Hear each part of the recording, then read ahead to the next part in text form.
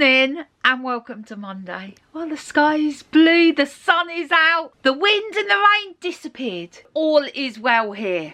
In Northampton, lots of flooding and around the country as well. Beth rang last night. She'd got caught out in a flood and she was worried about her car. It was spluttering and Glenn gave good DAD advice over the phone. Anyway, a lot of rain in Northampton. Well, a lot of rain across the whole country. 150 flood warnings in place across the country today. So our thoughts are with anybody who is dealing with flood water. For us today though, we're enjoying this sunshine. Glenn is horrified at the state of the windows. It is like looking through a opaque window. So Glenn wants to clean those at some point. We have stuff to sort out today. There's always stuff to sort out, but it is a sorting out day. This pile of books here, I said these are to go, and Glenn said, oh, where are they going? And I was like, with us, Glenn, they're coming with us. I've whittled them down. Talking of books, I'm multitasking. I'm listening to various audio books and podcasts, but this morning, with a cup of coffee in bed, I started this. The Year of Living Danishly. I'm only that far in and I'm liking it already. I sold loads of stuff on Vinted at the weekend because I had a massive Vinted listing session. So today I need to pack those up and get those sent off. That is amongst the many jobs for today. The other thing I'm doing today, need to do some grocery shopping. And I heard this saying at the weekend and I love it. Shop what you got. What that means is head into your fridge, your cupboards, have a look at what you got, build some meals around it. Great advice, I thought, so that's what I'm going to do. It's Chloe and Aaron's 7th wedding anniversary today.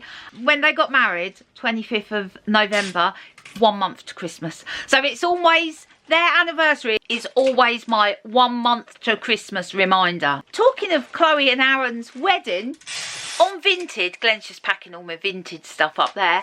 I sold the dress that I wore to their wedding and also sold the dress that I wore to Harry and Hayley's wedding.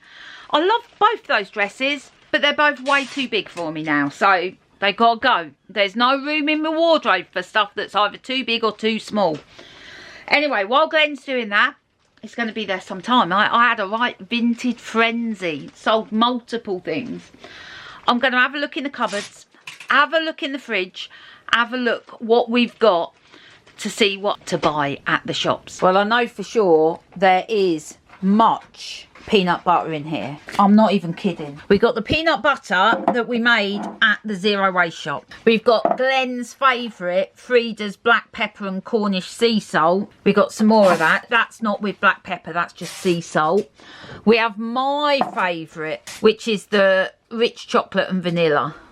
That's not all though when it comes to peanut butter. Oh no, there is not much of this one left. I tend to use that in cooking. Oh yeah, if only that was all the peanut butter we had.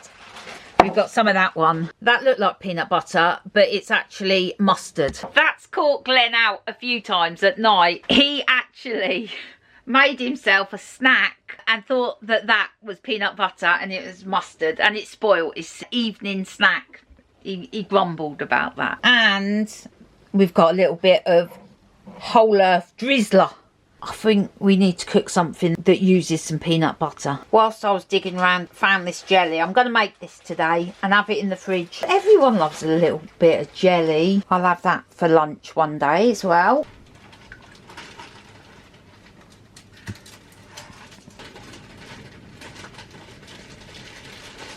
For breakfast, if I get some Greek yogurt, I've got that really lovely chocolate protein powder that I like mixing with that, and I can top it with this. Let's try and get this used up by the end of the week. What else? I usually use fruit. I wonder if I've got any left in the freezer. Let's have a look. Oh, I'm winning. I'm winning at life, Glenn. Oh, yes. I'll cook some of that and have that with yoghurt. So I need yoghurt. In the fridge, I've got some carrots. They do look a bit dodgy, but they'll be fine once I peeled them. And a pepper. I could really be doing with using this. This is sliced gherkins. I wonder if I could do like a carrot and gherkin salad. Sounds gross, but I think it'll be nice. You've also got this, which Glenn brought yesterday. I've got lots of component ingredients. It's just how we bring it together. Got tuna. I feel a tuna, mayo, jacket potato coming along. And salad. Right, I'm thinking about doing a creamy sauce with some chicken. I have found a creamy mushroom pasta on Recipe Tin Eats, which I could use the sauce for these. It says that white wine is essential for this recipe. I wonder if I could use white wine vinegar.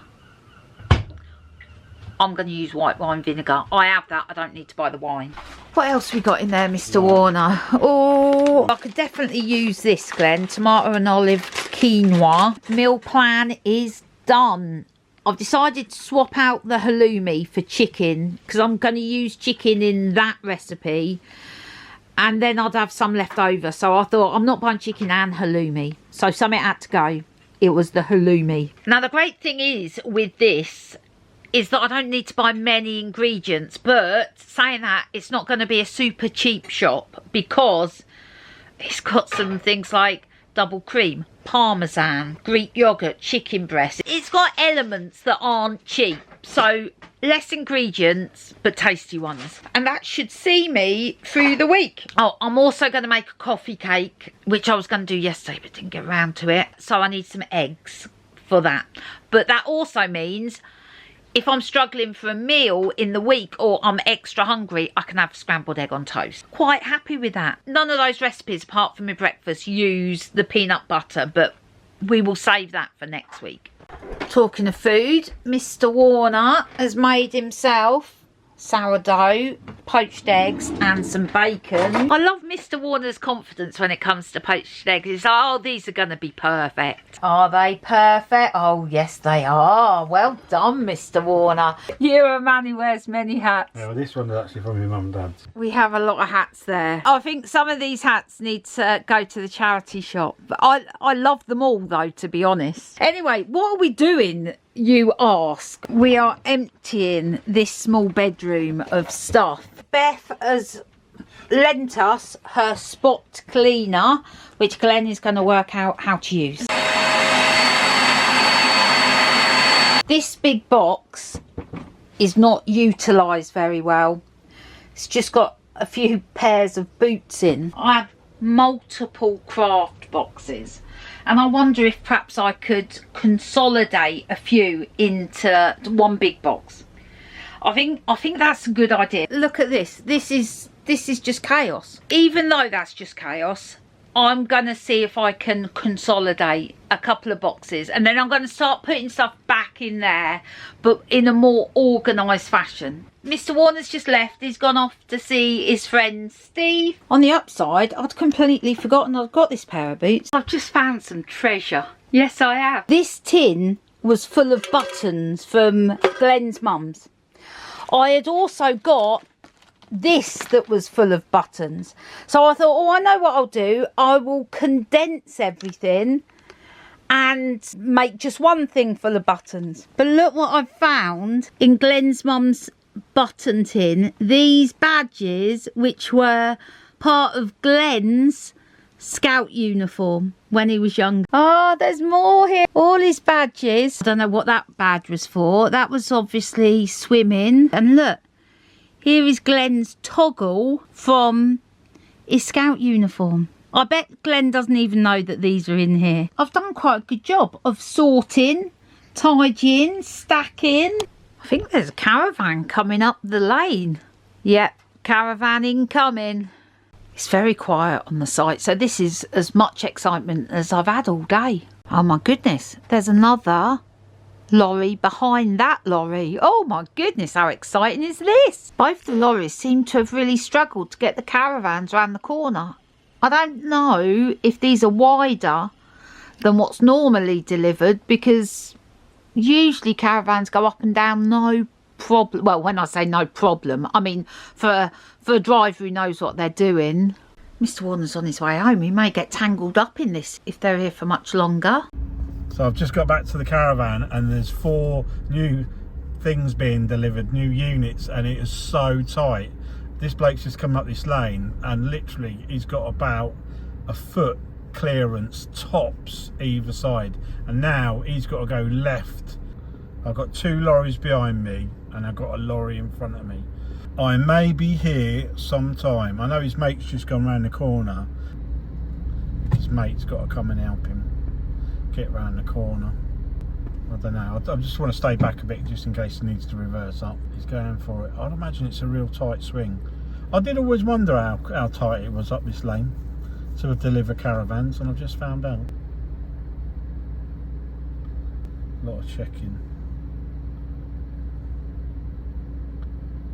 Just making sure they don't catch. It's so tight though. Right, that's him done. All right, darling, I'll see ya, bye, bye. So that's the second caravan. Glenn is just behind that one. That's Glenn there. And then there's 2 others coming up. Well, I mean, as I said, this is the highlight of the most exciting thing that's happened today. But all the time we've been here, I've never seen multiple vans arriving at the same time. Never, not once. 4 arriving at the same time. Oh, that's just crazy talk. They've all gone and left that one down the bottom who's struggling to get round the bend. It's a bit harsh.